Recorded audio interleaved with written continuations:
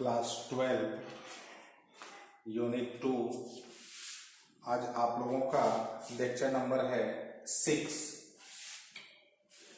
Lecture number 5 में हम लोगों ने पढ़ा इलेक्ट्रिक रेसिस्टेंस को हम लोग जब सीरीज में और पैरेलल में कनेक्ट करते हैं तो क्या जो है उसका इफेक्ट होता है, यानी विद्युत प्रतिरोधों को जब हम लोग श्रेणी क्रम और समांतर क्रम में संयोजित करते हैं तो उसका क्या असर होता है।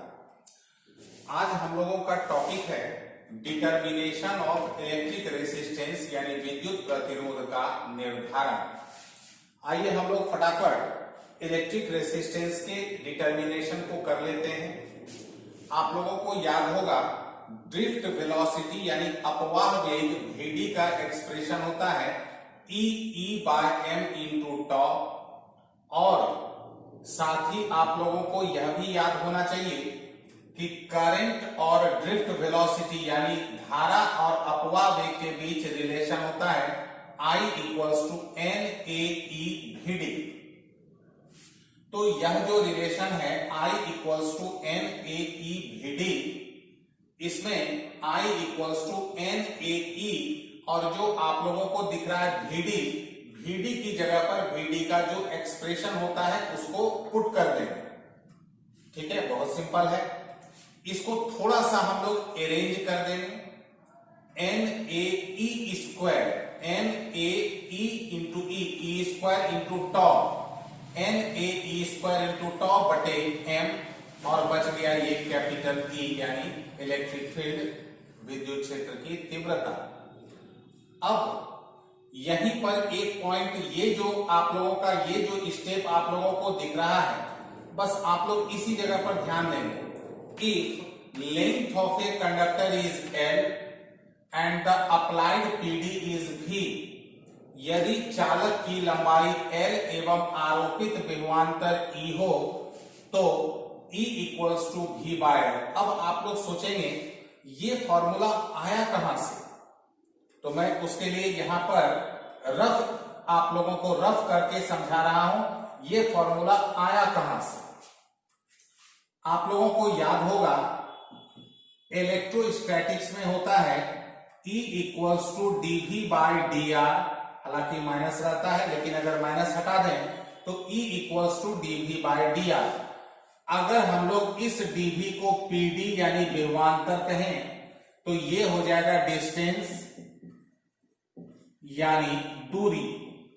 अब जरा ध्यान देंगे, यही है, मान लेते हैं कंडक्टर, ये है चालक, यहां से लेकर के यहां तक, इस सिरे से इस सिरे तक हम लोगों ने PD अप्लाई किया V यानी विभवांतर आरोपित किया V, और यहां से लेके यहां तक का जो डिस्टेंस है, दूरी है, वो है L। तो अब यही फॉर्मूला कन्वर्ट हो जाएगा E इक्वल्स टू dV यानी PD विभवांतर की जगह V, और dr डिस्टेंस यानी दूरी की जगह हम लोग क्या लिखेंगे L। तो E equals to V by L, तब हो जाएगा I equals to NAE square tau by m, तो था ही E को हम लोग हटा के रख देंगे V by L, cross multiplication कर देंगे तो NAE square tau into V बराबर I इंटू ml, और इसको जरा सा अरेंज करेंगे, V इधर ही रहेगा, इधर का I नीचे चलाएगा तो V बाय I ये पूरा चला जाएगा इस तरफ राइट साइड नीचे, तो ml बाय NAE स्क्वायर टॉ। और आप लोगों को अच्छी तरह से पता है कि V बाय I ये जो है ये होता है R, तब V बाय I की जगह R रखेंगे तो R इक्वल्स टू क्या हो जाएगा ml बाय NAE स्क्वायर टॉ। आप लोग वीडियो को रोक करके जितनी बातें पहले से लिखी हुई थी उसको आप लोग उस तरफ तक नोट करें, ताकि मुझे समझाने में कहीं कोई तरह का अड़चन नहीं आए। आप लोग आराम से नोट कर लें वीडियो को रोक कर। तो R equals to ml by NAE square tau, ये जो है, यह जो एक्सप्रेशन आप लोगों को दिख रहा है, यह जो व्यंजक दिख रहा है विद्युत प्रतिरोध का, यह विद्युत प्रतिरोध का एक बिल्कुल विस्तृत व्यंजक कहलाता है, डिटेल एक्सप्रेशन। इस एक्सप्रेशन को, इस व्यंजक को निकालने के पीछे जो मुख्य मकसद है वो है कि electric resistance of a conductor depends upon, यानी कौन कौन से ऐसे कारक हैं जिस पर एक चालक का विद्युत प्रतिरोध निर्भर करती है, उसकी जानकारी लेना। इसी एक्सप्रेशन से हम लोग वो फैक्टर को ढूंढेंगे जिस पर इलेक्ट्रिक रेसिस्टेंस डिपेंड करती है। ठीक है, तो आइए हम लोग उस तरफ के बोर्ड को समझते हैं।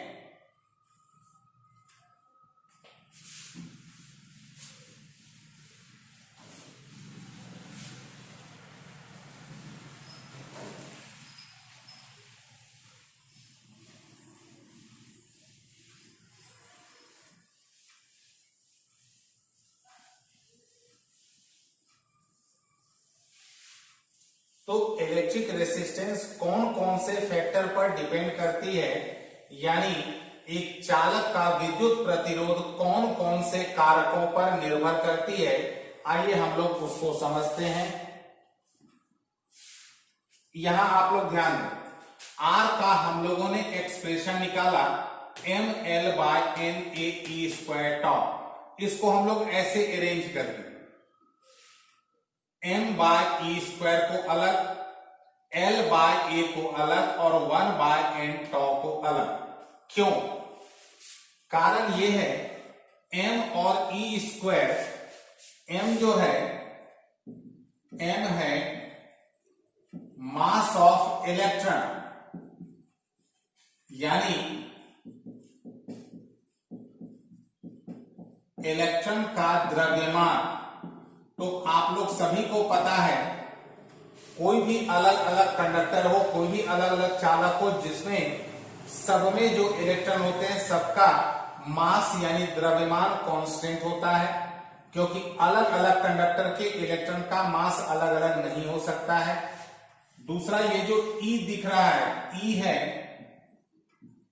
आप लोग को याद रखना चाहिए, चार्ज ऑन एन इलेक्ट्रॉन, यानी एक इलेक्ट्रॉन पर आवेश। तो क्या लगता है कि अलग अलग कंडक्टर यानी अलग अलग चालक के इलेक्ट्रॉन पर क्या चार्ज अलग अलग होगा? नहीं। तो m/e² constant for all conductor, सभी चालकों के लिए अचल। तो इसको अगर हम लोग हटा लेते हैं तो बराबर का चिन्ह, इक्वल का साइन कन्वर्ट हो जाएगा प्रोपोर्शनल में। तो R प्रोपोर्शनल टू ये हट गया है, l/a इंटू 1/n टॉ। अब जरा सा हम लोग आते हैं n इंटू टॉ पर। आप लोग ध्यान देंगे इस रफ वर्क पर, n और टॉ। सबसे पहले n, ये क्या है? Number of free electrons per unit volume, यानी एकांक आयतन में मुक्त इलेक्ट्रॉन की संख्या। और दूसरा है टॉ, ये है एवरेज रिलैक्सेशन टाइम, यानी औसत माध्य मुक्त समय। इस दोनों के बारे में आप लोग ध्यान रखेंगे। यह n और टॉ ये मटेरियल यानी पदार्थ पर निर्भर करती है। अगर कंडक्टर का मटेरियल यानी चालक का पदार्थ बदलेगा तो n और टॉ दोनों का मान बदल जाएगा। तो ये दोनों रिलेटेड किससे हो गया? पदार्थ से। ये l हो गई लंबाई, a हो गया एरिया ऑफ क्रॉस सेक्शन यानी अनुप्रस्थ क्षेत्रफल। तब electric resistance of a conductor depends upon, एक चालक का विद्युत प्रतिरोध निर्भर करती है। पहला क्या हो गया? लेंथ ऑफ कंडक्टर, चालक की लंबाई। तो किस प्रकार निर्भर की? R ऊपर में L है तो R proportional to L, R सीधा समानुपाती L। Area of cross section अनुप्रस्थ क्षेत्रफल, ये आप लोगों को कहां दिख रहा है? नीचे। तो R प्रोपोर्शनल टू 1/a, यानी A बढ़ेगा तो R घटेगा, A घटेगा तो R बढ़ेगा। और n tau किससे रिलेटेड है? मटेरियल। तो मटेरियल ऑफ कंडक्टर, चालक का पदार्थ, R proportional to 1/n tau। तो एक कंडक्टर का इलेक्ट्रिक रेसिस्टेंस मुख्यतः मेनली 3 फैक्टर पर डिपेंड करती है, लेंथ पर, एरिया ऑफ क्रॉस सेक्शन और material.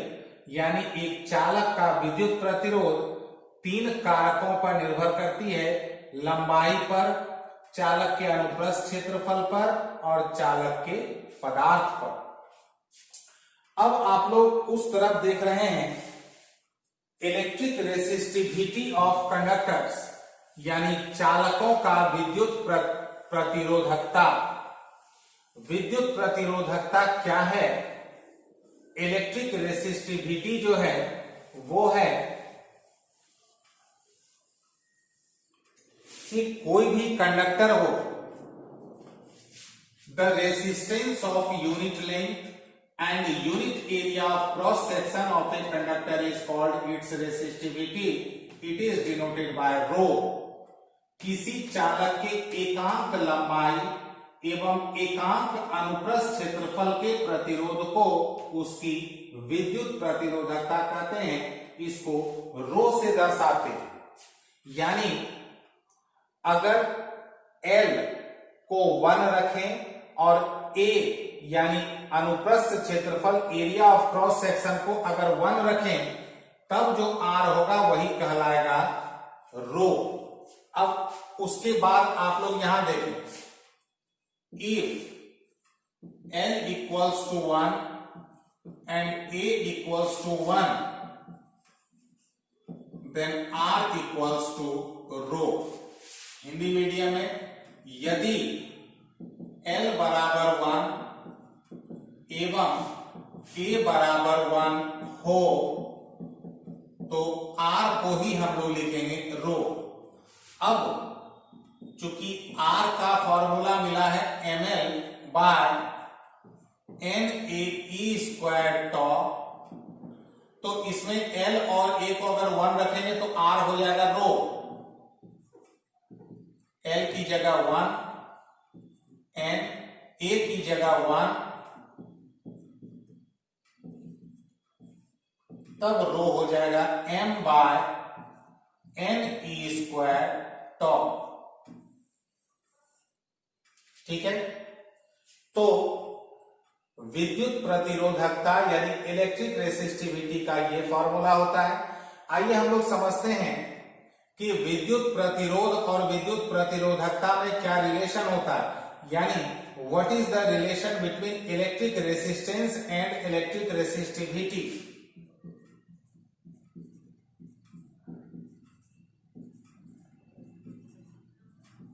Relation between electric resistance and electric resistivity, यानी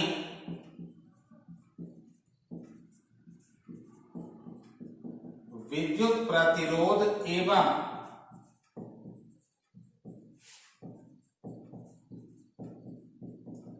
विद्युत प्रतिरोधकता में संबंध।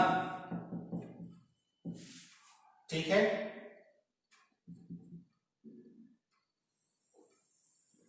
बहुत छोटा सा रिलेशन है। उस रिलेशन से हम लोगों को इलेक्ट्रिक रेसिस्टिविटी यानी विद्युत प्रतिरोधकता का SI यूनिट भी मालूम हो जाएगा। ध्यान दें, चूंकि R equals to ml by NaE² tau, इसको हम लोग ऐसे सेट कर देते हैं m by NE² tau, m by NE² tau, और क्या बच गया L बाय A। क्यों ऐसे सेट किए? क्योंकि m बाय NE² tau जो है ये किसके बराबर है? रो के बराबर। Rho I into L by A। और इसी को हम लोग उल्टा तरफ से कर सकते हैं, रो इक्वल्स टू RA/L।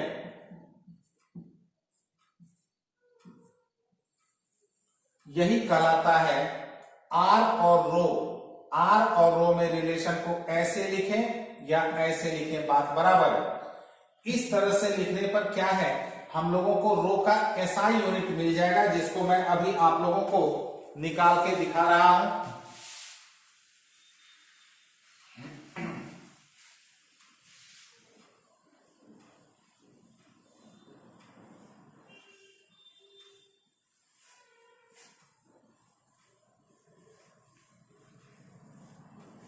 रो का यानी इलेक्ट्रिक रेसिस्टिविटी यानी विद्युत प्रतिरोधकता का SI यूनिट क्या होता है, आइए हम लोग उसको जान लेते हैं।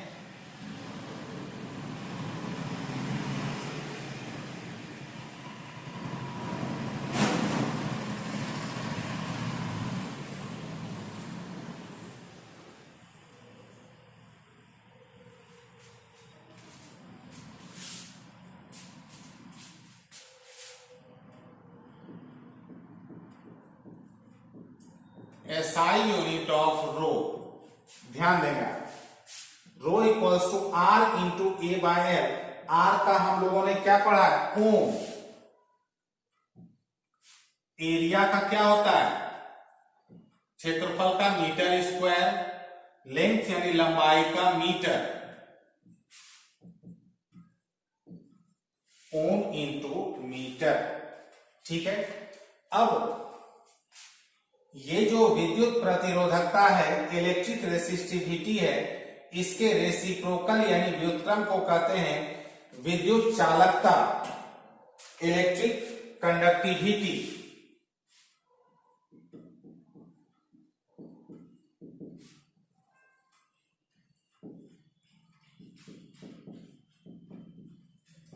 Electric conductivity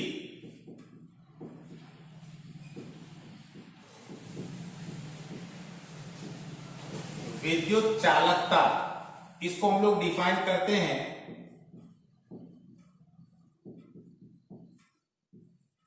the reciprocal of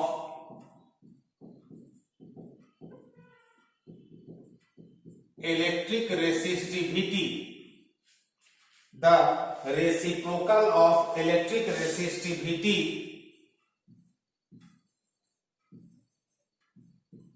of a conductor is called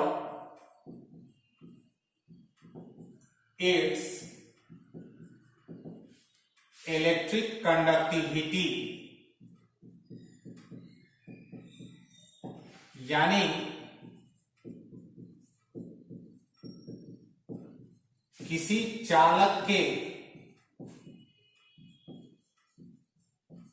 विद्युत प्रतिरोधकता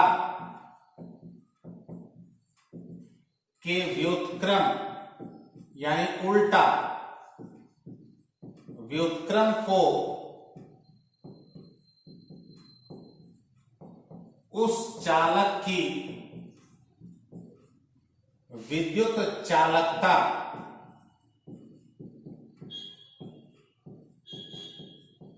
कहते हैं। It is denoted by sigma, small sigma. इसे सिग्मा द्वारा निरूपित किया जाता है। तब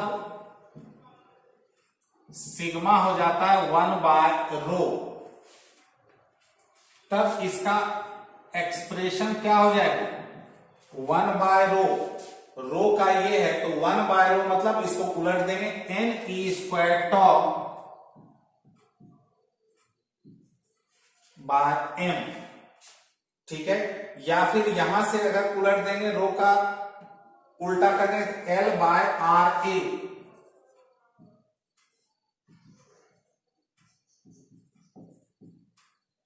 ठीक है, इसका SI unit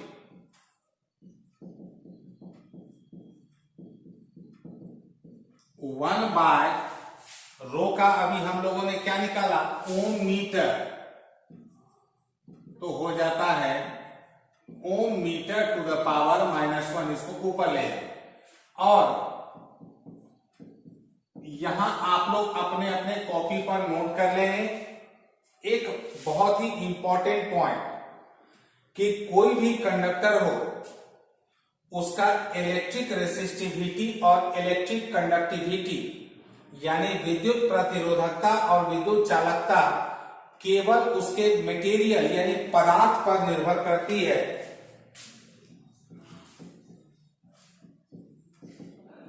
electric resistivity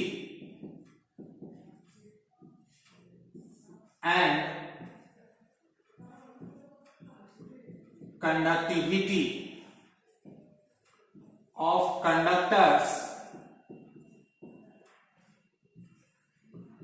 depends only on materials, यानी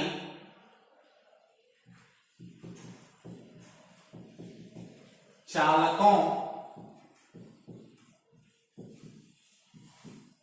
की विद्युत प्रतिरोधकता एवं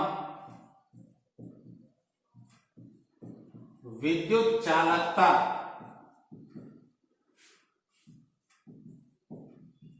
केवल पदार्थ पर निर्भर करती है। ये पॉइंट आप लोग ध्यान रखें। ये तो हो गया नोट नंबर 1। और note number 2 on increasing temperature, rho जो है टेम्परेचर बढ़ने पर रो यानी इलेक्ट्रिक रेसिस्टिविटी इंक्रीजेस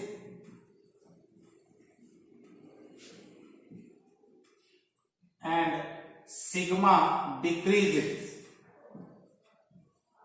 यानी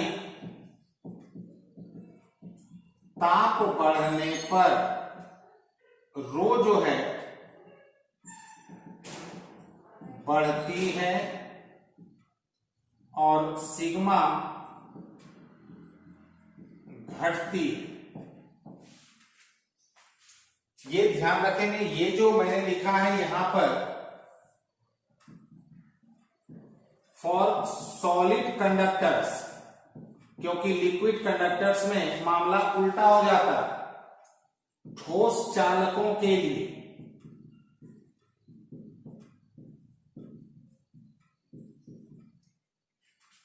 सॉलिड कंडक्टर में टेम्परेचर बढ़ने पर कंडक्टिविटी घटती है, यानी ताप बढ़ने पर विद्युत चालकता घटती है।